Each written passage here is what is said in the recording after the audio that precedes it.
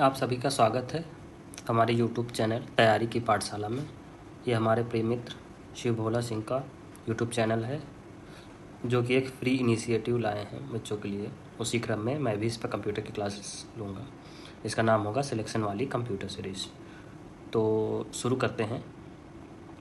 पहला क्वेश्चन है, computer system में अंकगणित तर्क इकाई यानी कि ALU क्या करती है? तो ऑप्शन पढ़ लीजिए आप लोग। अंकगणित पहला है कि अंकगणित बुलियन लॉजिकल की गणना करना, डेटा के प्रवाह को नियंत्रित करना, मेमोरी आवंटन का प्रबंधन करना, इनपुट आउटपुट डिवाइस को जोड़ना, या फिर नन ऑफ दिस। तो इसका आंसर है आपका perform arithmetic and Boolean logical calculation, क्योंकि ALU का अगर आपको फुल फॉर्म पता हो तो इसका मतलब होता है अरिथमेटिक एंड लॉजिकल यूनिट। तो जो अरिथमेटिक और लॉजिकल जितने भी काम होते हैं वो जो है इसका काम होता है परफॉर्म करना।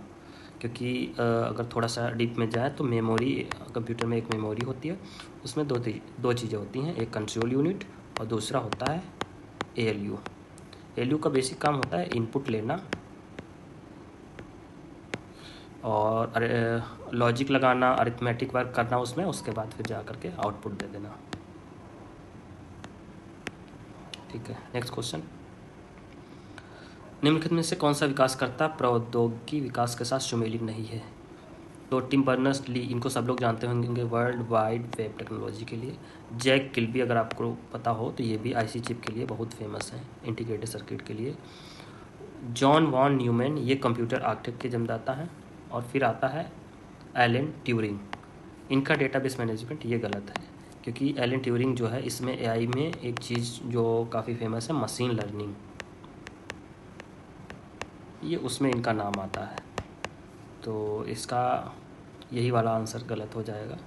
तो इसमें एलन ट्यूरिंग में आएगा अग्रणी कंप्यूटर वैज्ञानिक एवं गणितज्ञ, मतलब जो आजकल AI चल रहा है उससे रिलेटेड।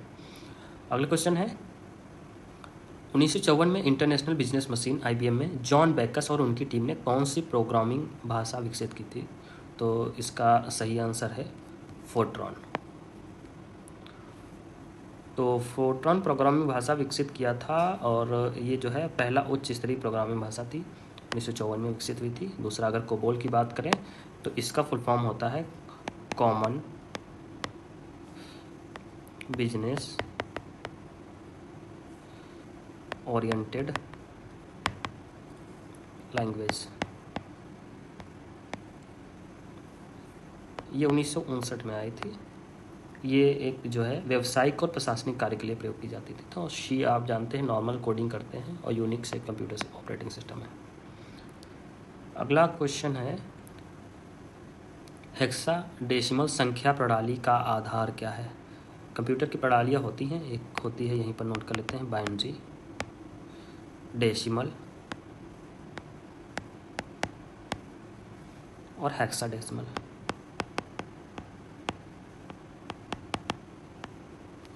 इसका बेस 2 होता है, इसका बेस 10 होता है, और इसका जो है 16 होता है। इसमें 0 से जो 9 तक अंक होते हैं हेक्साडेसिमल में, वो A से लेकर के F जो है अल्फ़ाबेटिकल रूप में होता है। तो इसका आंसर हो जाएगा आपका 16। ठीक है, नेक्स्ट क्वेश्चन है, पहला दूर संचार उपकरण क्या था? तो जैसा कि सभी को पता होगा कि पहली बार जो है भारत में डाक एवं दूरसंचार क्षेत्र में एक प्रगति हुई थी 1850 में, जब डायमंड हार्बर और कोलकाता के बीच में एक तार लाइन टेलीग्राफ की शुरुआत हुई। तो इसका आंसर हो जाएगा टेलीग्राफ, B। नेक्स्ट क्वेश्चन है आपका, कंप्यूटरों के संदर्भ में पोस्ट का क्या अर्थ है? Power on self test, power on system test, या पोस्ट ऑपरेटिंग सिस्टम, या pre operating system, none of this. तो इसमें से आपको बताना है। तो पोस्ट का मतलब होता है पावर ऑन सेल्फ टेस्ट। इसी प्रकार एक होता है बायोस, ये जब कंप्यूटर बायोस होता है, जब कंप्यूटर ऑन होता है तो जो है सबसे पहले यही सक्रिय होता है, वो सारे ऑपरेटिंग सिस्टम की जांच करता है। ठीक है, तो ये भी याद रखना। बायोस का होता है मतलब होता है बेसिक इनपुट आउटपुट सिस्टम।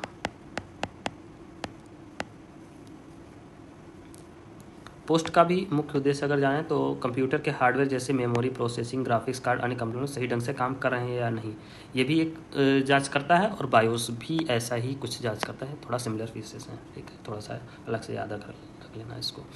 अगले क्वेश्चन की बात करें तो भारत में प्रथम कंप्यूटर कहाँ प्रतिस्थापित किया गया, तो Tata institute of fundamental research पहला ऑप्शन है, सेकंड है Indian statistical institute Kolkata, third है communication research laboratory Pune, fourth है इंडियन रेलवेज नई दिल्ली।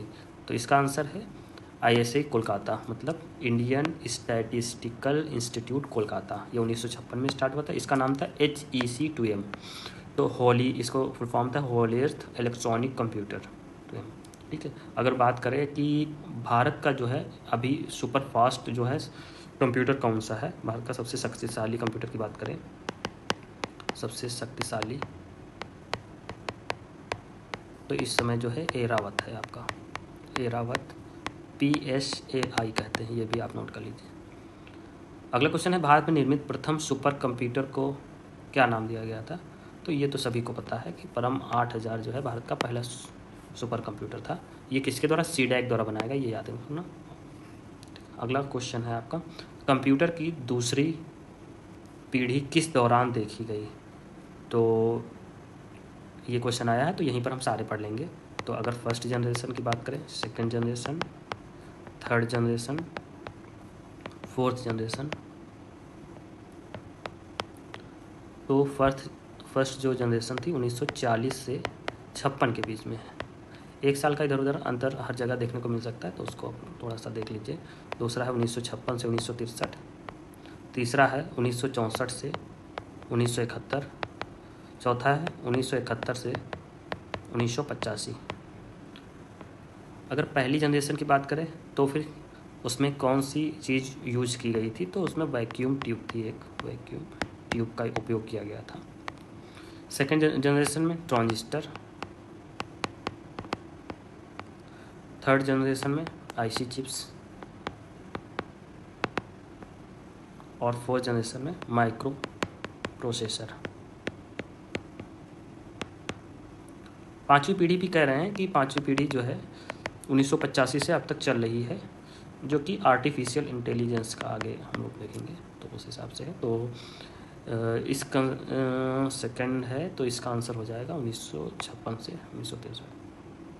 अगला है कि वर्ष से तृतीय पीढ़ी के कंप्यूटर का प्रयोग करना शुरू कर दिया था, तो हम थर्ड पीढ़ी ऊपर से ही देख लेंगे। थर्ड पीढ़ी 1964 से 71 मैंने लिखी हुई है, तो क्योंकि इसमें 64 से 71 कोई है नहीं, तो सबसे सटीक वाला ये वाला हो जाएगा 1965 से 71 में, ये वहीं से हो गया हम लोग। अगला क्वेश्चन है कि निम्नलिखित में से किस व्यक्ति को कंप्यूटिंग के जनक के रूप में जाना जाता है, तो इसमें सबको पता होगा कि हमारे जो हैं चार्ल्स बेबेज, सबको पता होगा कंप्यूटर के जनक माना जाता है। क्यों माना जाता है, क्योंकि उन्होंने 1830 में एक एनालिटिकल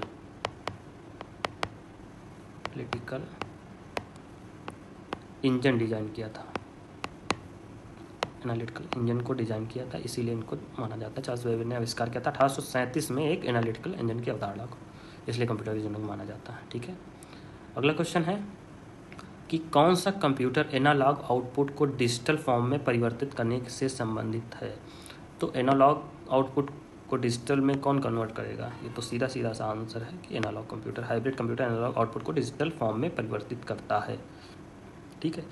अगर डिजिटल कंप्यूटर की बात करें तो डिजिटल कंप्यूटर क्या होता है, जो 0-1 के फॉर्म में जो है अपनी गणनाएँ करता है, ठीक है। हाइब्रिड कंप्यूटर आजकल जो है वो पेट्रोल पंप जैसी मशीनों में जो है काम करते हैं, ICU में मॉनिटर करने के लिए, आपने देखा होगा, तो वो जो ICU होता है हॉस्पिटल में, उसमें मॉनिटर करने के लिए ये हाइब्रिड कंप्यूटर का ही उपयोग करते हैं, ठीक है। अगले क्वेश्चन में चलते हैं। कंप्यूटर का सबसे आम प्रकार है, इसका उपयोग आमतौर पर द्विआधारी संख्या प्रणाली का उपयोग करके मात्राओं के साथ जानकारी को संसाधित करने के लिए किया जाता है। तो द्विआधारी मतलब वही बाइनरी नंबर 0-1 पे कौन सा काम करता है, बेसिकली ये क्वेश्चन करना चाह रहा है। तो इसका तो सिंपल सा वही आंसर हो जाएगा आपका कि डिजिटल कंप्यूटर सबसे आम जो है व्यापार, बैंकिंग, इसके लिए यही द्विआधारी संख्या प्रणाली का उपयोग इसमें किया जाता है। तो इस प्रकार आज हमने 15 क्वेश्चन की सीरीज करी है। फिर कभी मिलते हैं